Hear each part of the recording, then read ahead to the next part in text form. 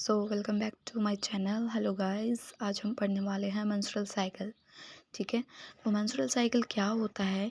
ये एक हमारा प्रोसेस होता है, रिकरिंग प्रोसेस होता है, मतलब कि कंटिन्यू चलने वाला एक प्रोसेस है जिसमें क्या होता है, हमारा यूट्रस जो है प्रिपेयर होता है प्रेगनेंसी के लिए एंड चेंजेस आते हैं हमारे यूट्रस में, ओवरी में, जो रेगुलेटेड करता है हॉर्मोन्स। ठीक है, हॉर्मोन्स कौन से होते हैं? वो एस्ट्रोजन एंड प्रोजेस्टेरॉन, जो मैंने आपको बताए थे। FSH भी होता है, LH होता है, जो सब हेल्प करते हैं। ठीक है, जो ये साइकिल होता है ये एवरेज 28 डेज़ का होता है, बट किन्हीं किन्हीं लोगों में क्या होता है ये 21 डेज़ का, 28 या फिर 35 डेज़ का होता है, क्योंकि सबका लाइफ स्टाइल अलग है। ठीक है, तो और सबका हॉर्मोन्स जो भी होता है, हमारा हार्मोन साइकिल जो होती है सबकी अलग अलग तरीके से रन करती है। ठीक है, तो एवरेज हम 28 डेज़ का लेके चलते हैं। तो जो हमारा फेज़ होते हैं ना, डेवलपमेंट के फेज़ होते हैं, वो 3 पार्ट्स के होते हैं। सबसे पहले होता है हमारा मीनार के, जो 11 से 12 साल तक की एज का होता है, मीनार के। ठीक है, जिसको हम प्यूबर्टी एज भी बोलते हैं, जिसमें क्या होता है हमारा प्यूबर्टी एज में क्या होगा, हमारा गर्ल्स में क्या होगा कि हेयर ग्रोथ होती है, ब्रेस्ट डेवलपमेंट होने लगता है, हिप साइज़ जो है वो कर्व्ड होने लगता है, और जो वेस्ट साइज़ होता है वो भी हमारा आने लगता है। ठीक है, उसमें शेप आने लगती है। शेप कैसे आती है? क्योंकि जो फैट होता है ना, वो डिपॉजिट होता है हमारे सबक्यूटेनियस फैट में। ठीक है, सेकंड है हमारा मेंस्ट्रुएशन। मेंस्ट्रुएशन हमारा वो फेज़ होता है जिसमें हमारा मेंस्ट्रुएशन साइकिल स्टार्ट हो जाती है और यूट्रस हमारा प्रिपेयर होने लगता है प्रेगनेंसी के लिए। ठीक है, जो 12 से 50 साल तक की एज का मेंस्ट्रुअल फेज होता है। तो 50 साल के बाद क्या होता है, उसको हम मेनोफेज बोलते हैं। इसमें हमारा सेल डीजनरेट होने स्टार्ट हो जाते हैं, मेंस्ट्रुअल साइकिल हमारा बंद हो जाता है। ठीक है, सो अब हम पढ़ते हैं फेजेस ऑफ मेंस्ट्रुअल साइकिल। तो जो मेंस्ट्रुअल साइकिल है हमारे, उसके 4 फेज़ होते हैं। सबसे पहले होता है हमारा मेंस्ट्रुअल साइकिल फेज़, फिर होता है हमारा फॉलिकुलर फेज़, देन होता है हमारा ओव्यूलेशन फेज़, फिर होता है हमारा ल्यूटियल फेज़, या फिर इसको हम सेक्रेटरी फेज़ भी बोलते हैं। जो हमारा मेंस्ट्रुअल साइकिल फेज़ होता है वो हमारा 1 से 5 दिन का होता है। ठीक है, जो पीरियड्स होते हैं वो 5 दिन तक होते हैं ना, तो यही है वो मेंस्ट्रुअल साइकिल फेज़ जो हमारा 1 से 5 दिन का होता है। उसके बाद है हमारा फॉलिकुलर फेज़, जो हमारा 6 से 13 दिन का होता है। ओवुलेशन फेज़ जो हमारा 14 दिन तक का होता है, एंड ल्यूटियल या फिर सेक्रेटरी फेज़ जो हमारा 15 दिन से लेकर 28 दिन का होता है। ठीक है, ओवुलेशन फेज़ में क्या होता है, हमारा एग रिलीज़ होता है ना। ठीक है, सो अब हम पढ़ते हैं एक एक करके, हम इन सब फेजेस के बारे में पढ़ेंगे। तो सबसे पहले हमारा है मेंस्ट्रुअल साइकिल फेज़। तो मेंस्ट्रुअल साइकिल फेज़ में क्या होता है, जो हमारी यूट्रस है ना, तो हमारा जैसे ये यूट्रस है, तो इस यूट्रस पे ना यहाँ पर जो इसकी लेयर है यूट्रस की, उसको हम क्या बोलते हैं, एंडोमेट्रियम लेयर। ठीक है, तो जो ये एंडोमेट्रियम लेयर जो होती है ना, इसमें हमारे एंडोमेट्रियम सेल होते हैं जो एक थिक लेयर बनाकर रखते हैं। ठीक है, तो जब हमारा मेंस्ट्रुअल साइकिल, जब हमारा फेज़ चलेगा ना, उसमें क्या होगा, हमारा एस्ट्रोजन एंड प्रोजेस्टेरोन जो हमारे हॉर्मोन्स हैं उनका लेवल डिक्रीज़ हो जाएगा, तो उसकी वजह से क्या होगा, हमारा ब्लीडिंग होगा। ठीक है, ब्लड बाहर आएगा, एंड जो मैंने आपको अभी बताया, जो हमारी एंडोमेट्रियम लेयर होती है जो यूट्रस की, वहाँ पर क्या होता है, हमारे सेल्स की एक थिक लेयर होती है, तो वो भी शेड होने लगती है, वो भी बाहर आने लगती है। ठीक है, ब्लड एंड एंडोमेट्रियम सेल जो होती है हमारे। तो अब इसमें क्या होता है, इसमें हमारा जो होता है सिक्रेशन होता है प्रोजेस्टेरोन का, प्रोस्टाग्लैंडिन का। ठीक है, जो प्रोस्टाग्लैंडिन है उसका सिक्रेशन कौन करता है, कोक्स एंजाइम करते हैं, जो क्या करता है, यूटेराइन कॉन्ट्रैक्शन करता है, expect the lining endometrium cell. ये प्रोस्टाग्लैंडिन जो हमारे एंड्रोमेट्रियम सेल है ना, उनको छोड़कर जो हमारा यूट्रस है उसको कॉन्ट्रैक्ट करने का हेल्प करता है, जिससे कि हमारा जो एंडोमेट्रियम सेल है वो बाहर आ जाए। ठीक है, वो शेडिंग होने लगे और हमारा ब्लड शेड होने लगे।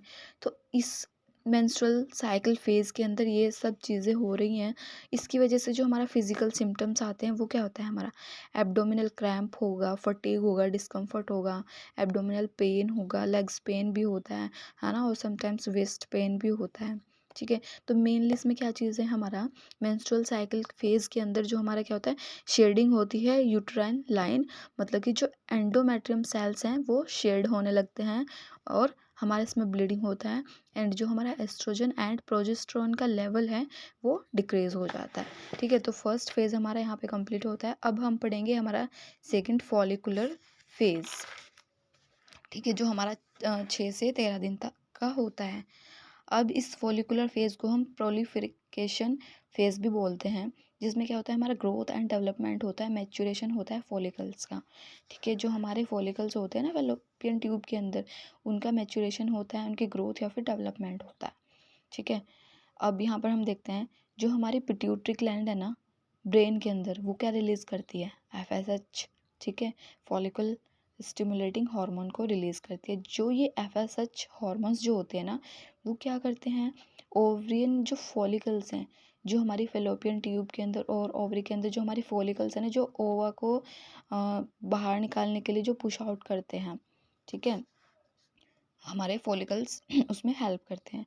तो जो FSH हमारा हार्मोन है, वो क्या करता है, जो भी हमारे ओवरी के फॉलिकल्स हैं या फिर फेलोपियन ट्यूब्स के, उनको क्या ग्रोथ देता है। ठीक है, ग्रोथ कौन करा रहा है, फॉलिकल्स की ग्रोथ कौन करा रहा है, हमारा FSH हार्मोन। ठीक है, और आफ्टर द डेवलपमेंट फॉलिकल्स, जब ये फॉलिकल्स डेवलप हो जाते हैं तो ये क्या करता है, प्रोड्यूस करता है एस्ट्रोजन हार्मोन को। जब भी फॉलिकल्स डेवलप हो जाते हैं तो हमारा एस्ट्रोजन लेवल जो है वो इंक्रीज़ हो जाता है। ठीक है, जिसकी वजह से क्या होता है, हमारा प्रोलिफरेशन होता है यूट्राइन लाइनिंग का। जो हमारी यूट्रस की जो लाइन है ना, एंडोमेट्रियम लाइन, एस्ट्रोजन बढ़ रहा है तो यूट्रस की जो एंडोमेट्रियम लाइन है वो क्या थिक होने लगती है, फिर से वहाँ पर सेल्स जनरेट होने लगते हैं। वो अपने आप को प्रिपेयर करता है यूट्रस नेक्स्ट मेंस्ट्रुअल साइकिल के लिए। ठीक है, उसके बाद हम इसका हार्मोन चेंजेस पढ़ लेते हैं। हार्मोन चेंजेस में क्या होता है, इसमें हमारा एस्ट्रोजन लेवल जो है हमारा इंक्रीज़ हो जाता है, जिसमें हमारा फॉलिकल डेवलपमेंट होता है, एंडोमेट्रियम लेयर की ग्रोथ होती है, और FSH का लेवल हमारा इंक्रीज़ होता है जब हमारे फॉलिकल्स जो है मैच्योर हो जाते हैं। और और हमारा इसमें क्या होता है, LH इंक्रीज़ होता है।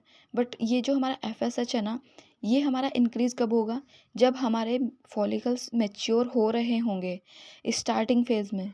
जब हमारे FSH कब इंक्रीज़ होगा, जब हमारे फॉलिकल्स जो हैं मैच्योर हो रहे होंगे। और जब हमारे फॉलिकल्स मैच्योर हो जाएंगे तो उसके बाद हमारा जो FSH लेवल है वो डिक्रीज़ हो जाएगा। तो आप इसका स्क्रीनशॉट ले लीजिएगा। ठीक है, नेक्स्ट हम पढ़ते हैं ओव्यूलेशन फेज़। जो हमारा ओव्यूलेशन फेज़ होता है वो कब होता है, हमारा 13 डेज़ में। ठीक है, ओव्यूलेशन फेज़ क्या होता है, जब हमारा ओवरी ओवा को या फिर एग को रिलीज़ करता है।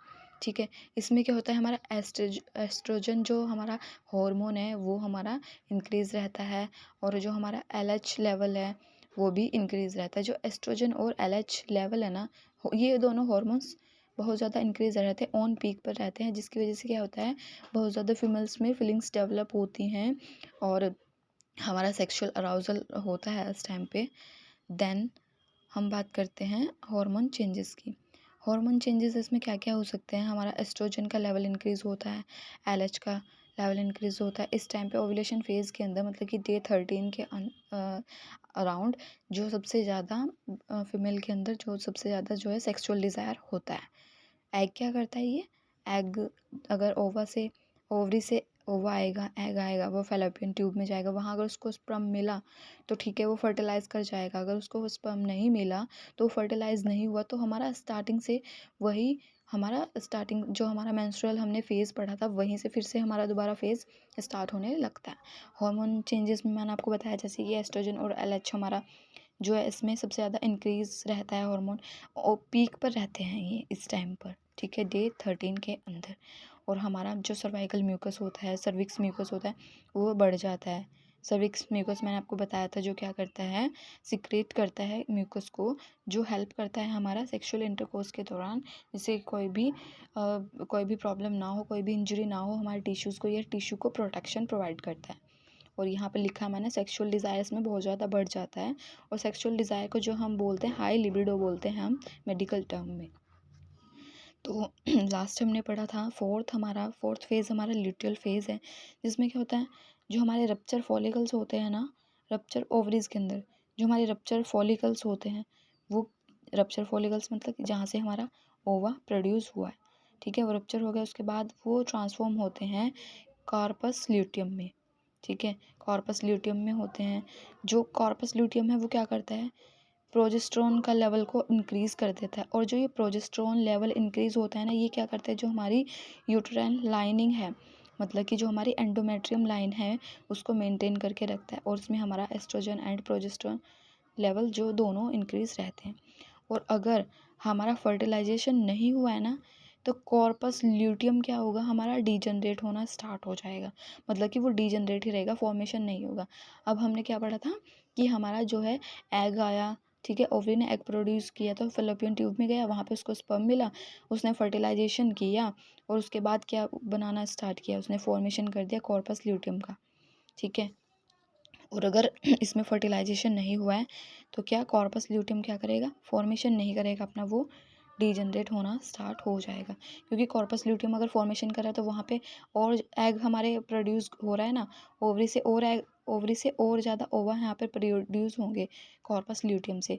बट अगर वहाँ पे फर्टिलाइजेशन हो गया तो कॉर्पस ल्यूटियम का फॉर्मेशन नहीं होगा, मतलब कि ओवा वहाँ से रिलीज नहीं होगा।